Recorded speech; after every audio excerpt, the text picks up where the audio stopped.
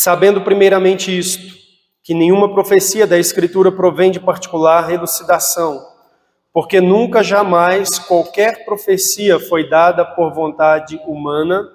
Entretanto, homens santos falaram da parte de Deus, movidos pelo Espírito Santo. É outubro, mês da Reforma Protestante, nós celebramos isso, as igrejas de cunho reformado sempre lembram essa data com gratidão a Deus, com carinho.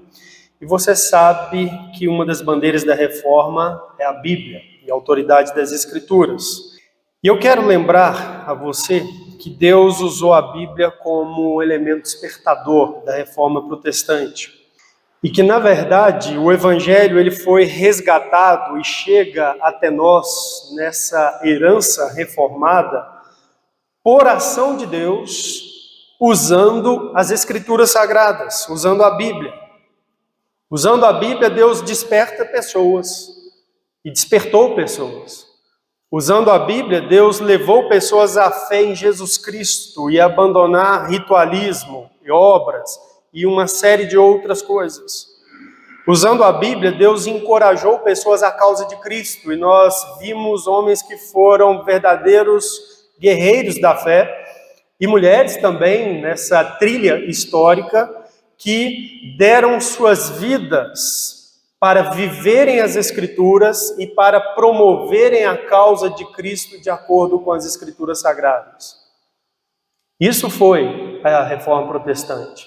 E é em cima desse legado que nós vivemos. Nós não podemos esquecer disso. A Bíblia, irmãos, ela está, sempre esteve e estará, enquanto essa história não chegar ao fim, no centro da ação de Deus no mundo. Mas há uma terceira coisa que eu quero ressaltar desse texto. Versículo de número 21, de 2 Pedro 1, diz assim: porque nunca jamais qualquer profecia foi dada por vontade humana, entretanto homens santos falaram da parte de Deus, movidos pelo Espírito Santo.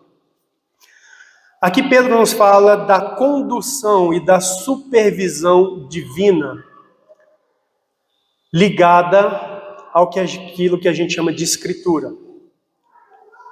E é muito interessante isso aqui, porque ele fala do processo aqui, que é um dos pontos onde muitas pessoas questionam, mas está tudo bem, a Bíblia fala, mas como que eu posso confiar nela?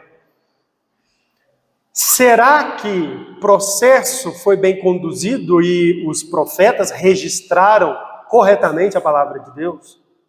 Será que o que ficou no registro é de fato o que Deus queria comunicar para a gente? Ah, não tenho certeza disso. Você sabe, né? Papel aceita tudo, aceita até os erros do homem. E Pedro está nos chamando aqui a pensar, lembra que ele está escrevendo para cristãos, a pensar biblicamente no processo. E ele faz essa declaração, que homens falaram da parte de Deus movidos pelo Espírito Santo. Ou seja, o apóstolo está ensinando que no processo de escrever e registrar a mensagem de Deus nas Escrituras, Deus usou pessoas, então também é correto eu dizer, vamos ler o escrito do apóstolo Pedro, em 2 Pedro, capítulo 1, versículo 15 ao 21, para nosso estudo nessa manhã. Porque Deus usou pessoas. Pedro escreveu, Pedro falou, e assim foram com os demais profetas de Deus. Mas Pedro diz que estas pessoas foram movidas ou conduzidas pelo próprio Espírito Santo. E há um tempo estudando sobre inspiração, na época do seminário, uma figura me marcou na minha mente. O professor explicou esse texto dizendo assim, eu estou aqui fazendo a gente pensar em algo como, por exemplo, um barco à vela. Um barco à vela, ele fica imóvel, inerte, se não tiver vento. O que o move é o vento. E Pedro está dizendo que o que aconteceu no registro da Escritura foi que, sim, Deus não escreveu com a própria mão a Bíblia, mas ela foi escrita por pessoas humanas, mas seres humanos que foram conduzidos pelo Espírito Santo. E nesta condução, é óbvio que ele os protegeu, uma condução segura. Condição do Espírito Santo, que ele os protegeu, para que eles pudessem registrar a palavra de Deus. para o povo de Deus e para o mundo.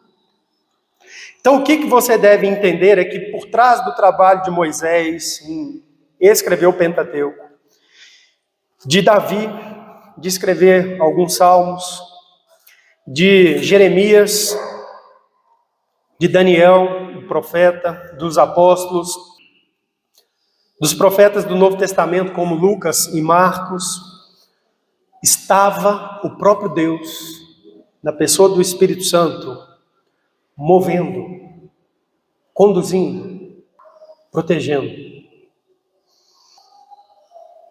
De modo que esses autores foram impedidos de cometerem erros nos seus escritos.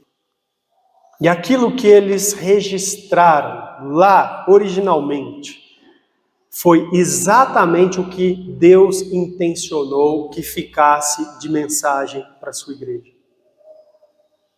O que a Bíblia está dizendo aqui para nós, irmãos, é que houve uma supervisão divina pelo Espírito Santo. Quando Paulo sentava-se para escrever, ou quando ele sentava para ditar a Tércio, quando Jeremias escrevia ou falava a Baruque, o Espírito Santo estava presente. E o que saiu ali foi resultado da condução segura do próprio Espírito Santo de Deus. Disso a gente infere corretamente a inerrância e infalibilidade das Escrituras Sagradas. Ensino que é apoiado pela própria Bíblia em outros textos bem claros, como por exemplo, 2 Timóteo capítulo 2. Por inerrância, a gente deve entender então que o escrito original dos apóstolos, dos profetas, ele foi supervisionado pelo Espírito Santo, de modo que aquilo que foi o resultado final não possuía erros. Isso é inerrância. Quando afirmamos que a Bíblia é inerrante, nós nos referimos aos escritos de Pedro, de Paulo, dos profetas Jeremias, Davi, Moisés, lá atrás. Não tinha erros. Por quê? Porque o Espírito Santo supervisionou-os. Eles foram movidos pelo Espírito Santo. Por infalibilidade, então, nós devemos entender que os escritos desses mesmos homens que foram movidos pelo Espírito Santo não falham, então, em suas declarações, profecias, por exemplo. Contexto aqui, anunciamos, não vos demos a conhecer o poder e a vinda de Cristo, lembra? Essa é a doutrina em foco. Coisas que ainda estão por cumprir. Quando os apóstolos pregaram isso para a igreja, eles não se confundiram. Eles não inventaram. Não é algo falível, porque o Espírito Santo supervisionou essa mensagem.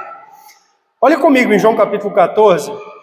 Veja comigo aqui que o próprio Jesus anunciou por antecedência que os apóstolos teriam esse trabalho do Espírito Santo com eles. João 14, versículo de número 26. Mas o Consolador, o Espírito Santo, a quem o Pai enviará em meu nome, esse vos ensinará todas as coisas.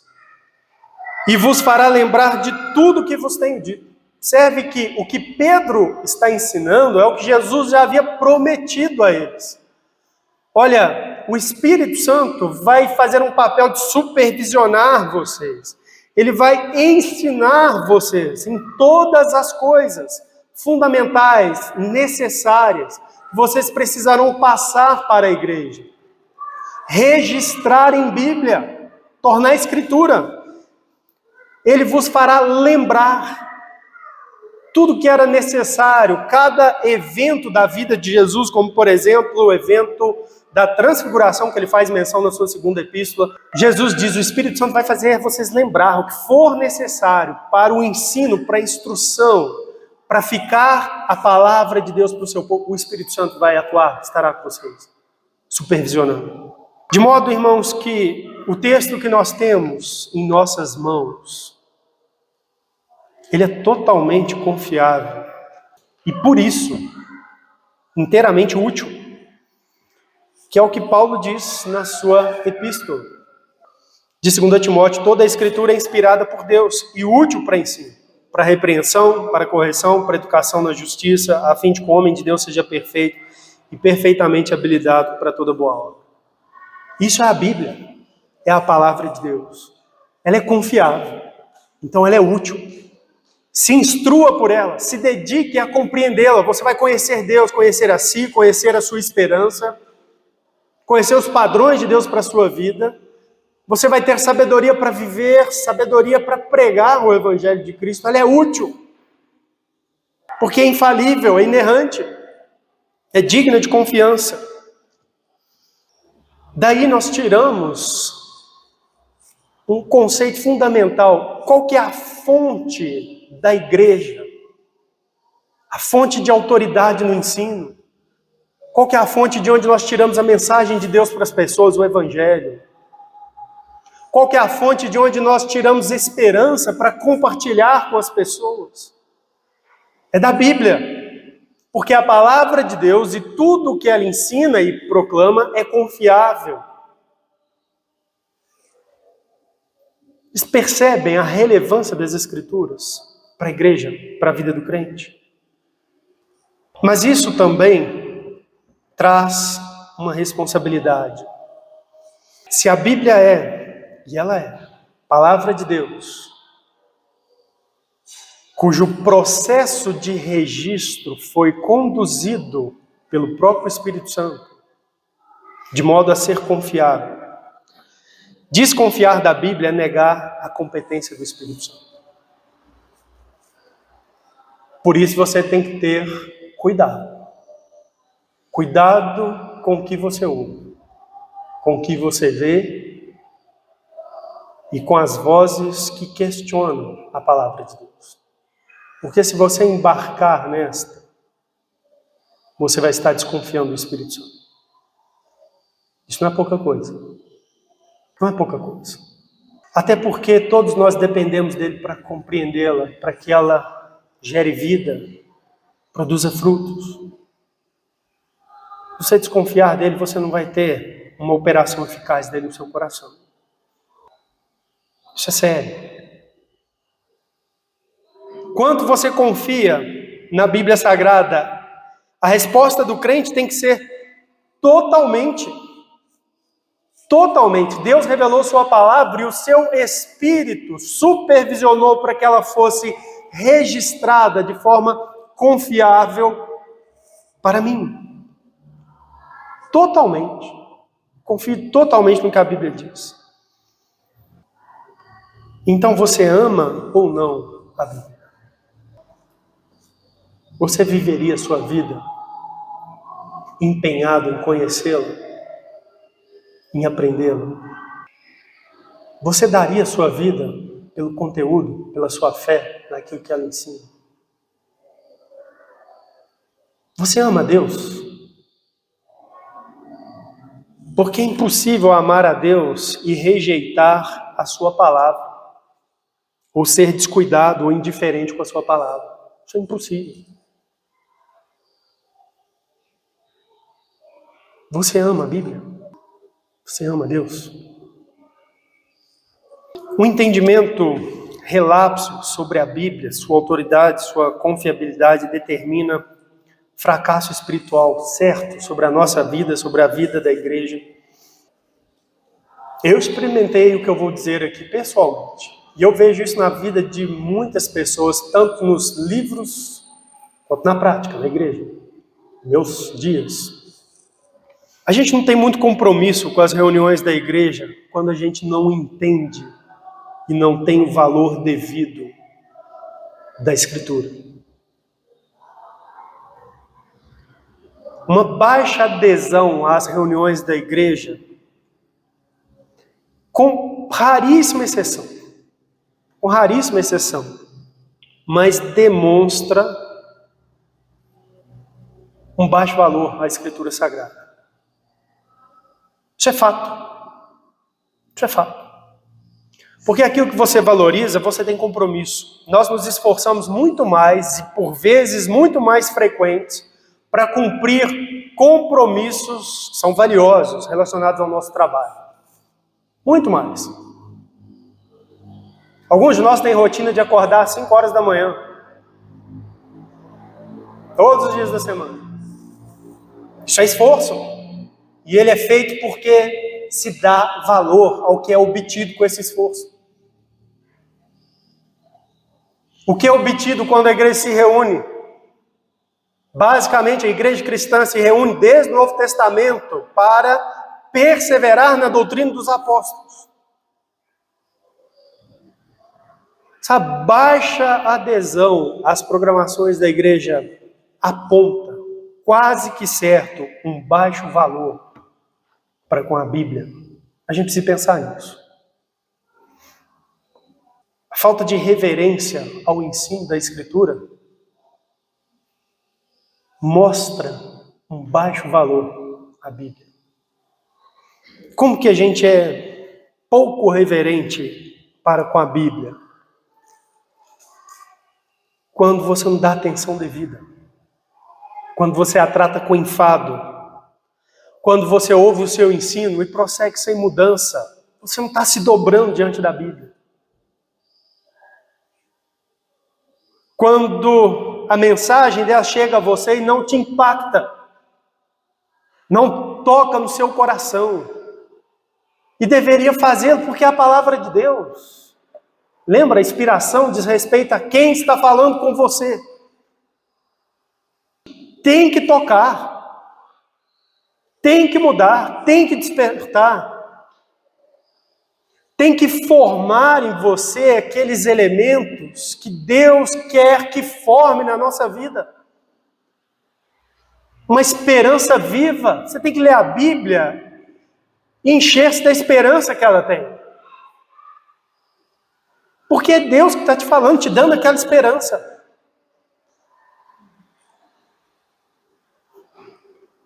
Nós mostramos pouca reverência e pouco valor à Escritura quando ela está ausente da nossa leitura pessoal e particular.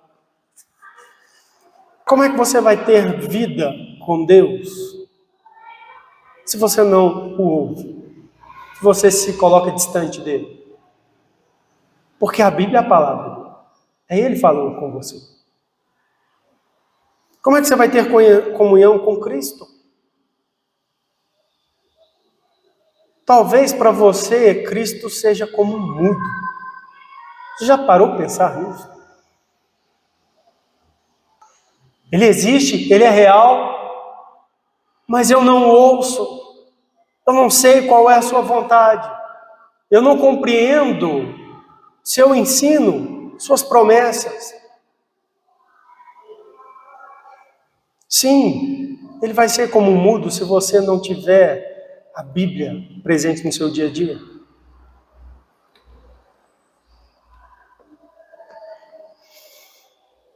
Esse fracasso espiritual vai vir também pelo baixo empenho de levar a causa de Cristo adiante. Como que você vai ter no seu coração chamas, um queimar para levar a palavra de Deus para as pessoas se você não tem seu coração em chamas? Com o evangelho que é extraído da Bíblia. Lembra, toda vez que você fala de Cristo para alguém, você está apresentando a mensagem da Bíblia.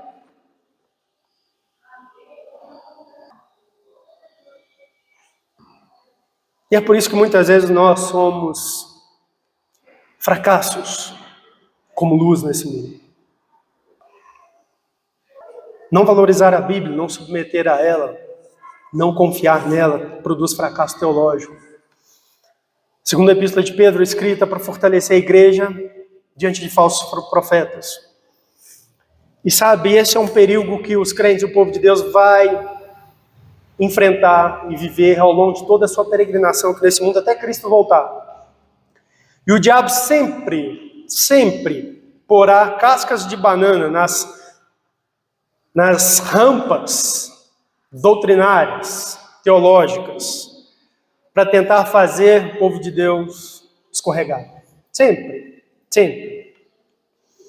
Se você não conhece a Bíblia, não ama a Bíblia, não estuda a Bíblia, ou se a igreja não se dedica ao ensino da Escritura com força, com vigor, com clareza, com diligência, vai escorregar na rampa da negação de doutrinas como divindade de Cristo, a condenação eterna e outros. e outras.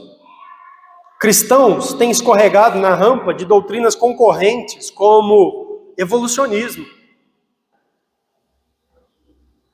marxismo, e têm seus corações postos em chama por mentiras que são contrariadas no ensino das Escrituras, na revelação de Deus. Você precisa de Bíblia. Porque o mundo e o diabo vai e lança o tempo todo setas inflamadas contra você. Porque ele quer que você abrace qualquer coisa que não seja o que a Bíblia realmente ensina. Ou ele quer te dar um presente, um conteúdo bíblico deturpado, porque ele quer te tirar do caminho de Cristo. Ele quer a sua alma na perdição com a dele. Então você precisa amar a Bíblia. Valorizar a Bíblia, abraçar a Bíblia. Agora, você sabe que existem pessoas no mundo que atacam as Escrituras como um livro enganoso, fictício. Existem pessoas que se negam, deliberadamente a acreditar nas Escrituras. Mas sabe, isso não é desculpável. E essa é uma outra realidade que nós precisamos aprender a falar com essas pessoas amorosamente. Sabe, há meios possíveis que podem ajudar uma pessoa que não é cristã a averiguar se a Bíblia é um livro realmente confiável e se ele dá evidências de ser a palavra de Deus. Há meios. As pessoas podem procurar sobre os autores do livro, o testemunho histórico dos livros. As pessoas podem fazer perguntas e encontrar respostas favoráveis à Bíblia, como, por exemplo, a Bíblia é falsa em suas afirmações? E todos que fazem uma pesquisa legítima sobre isso encontram uma única resposta: não. Não. Mas que coisa, ela fala sobre tanta coisa, tantos detalhes, tanta história, tantos personagens, tantos eventos do mundo históricos. E não. A Bíblia não é falsa em suas informações, a Bíblia não é falha em suas profecias. Você sabe que a Bíblia é um livro profético, não só porque tem ali a palavra de Deus através de profetas, mas que Deus antecipou coisas futuras para esses homens que Ele usou para transmitir sua palavra. Sabe, e você pode observar as profecias e procurar falhas e você não encontra. Não encontra. Como eu disse na quarta-feira, estudando o livro de Daniel, é impressionante. Séculos antes de povo se levantar, Deus deu visões e explicou as visões com detalhes do desdobramento da história dos homens, dos reinos do mundo. E assim sucederam. Tantas outras coisas.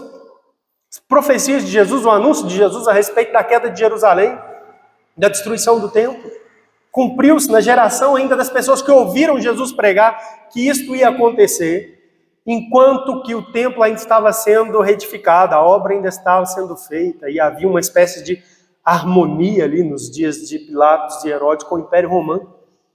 Jesus anunciou: esse negócio todo vai vir abaixo nessa geração, e assim foi. Então é possível, as pessoas podem fazer perguntas. Olha, a Bíblia fala em suas profecias que são ousadas, e a resposta que é encontrada é: puxa vida, não. São evidência de que é Deus falando por essas pessoas. Não tem como essas pessoas saberem dessas coisas, com esses detalhes, anunciar essas coisas, senão se o Espírito Santo estivesse as movendo. A Bíblia é contraditória em seu ensino? Também não. Também não. A Escritura Sagrada, corretamente interpretada, ela segue uma linha contínua da revelação de Deus ao homem, da salvação, das doutrinas, sempre ampliando esse ensino, trazendo maiores informações ao longo dos períodos de revelação, nunca contradizendo. Deus nunca ensinou uma coisa no passado que depois foi desensinada ou ensinada de forma contraditória posteriormente. Nunca. E a Bíblia é um livro que perpassa séculos, em que Deus foi levantando pessoas para ensinar. A Bíblia é imoral em sua proposta de vida e valores. Isso é um outro elemento que evidencia que a Bíblia é um livro divino. Se fosse um livro meramente humano, conteria, por mais que todos os seus autores se esforçassem para apresentar uma visão de mundo, uma cosmovisão perfeita, boa, produtiva, que levasse a humanidade a um crescimento, a uma evolução moral, evolução nos valores, ela teria faltas. Seria inadequada, insuficiente. Porque os homens são inadequados e insuficientes. Mas a Escritura apresenta para nós uma proposta de vida, de valores sem igual. Perfeita.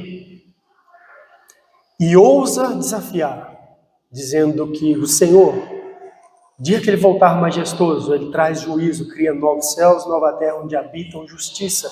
E esse conjunto de valores, e esse modo, essa visão de mundo que é perfeita, será implementada na prática, para todos sempre.